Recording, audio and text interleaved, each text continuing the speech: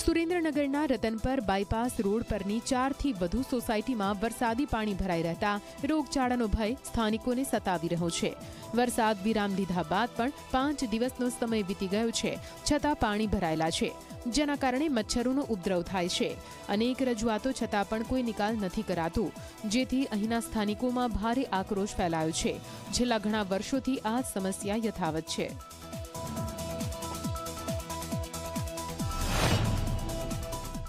અમે આમ કયો એવો ગુનો કર્યો છે તે અમારા કામ કરતા નથી। વરસાદી પાણીનો તમે નિકાલ શા માટે નથી કરતા? શું પ્રોબ્લેમ છે? અમે પછાત વિસ્તારમાં જન્મ્યા છીએ, પછાત વિસ્તારમાં રહીએ છીએ, એ અમારો ગુનો છે?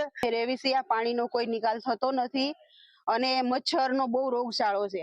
અને જો ડિલિવરી ઉપર બાય હોય એને કેમ લઈ જાવી? અમારી ડિલિવરી રસ્તામાં પાણી ભર્યા હોય, અમને રોડ રસ્તા અને આ પાણીનો નિકાલ કરો।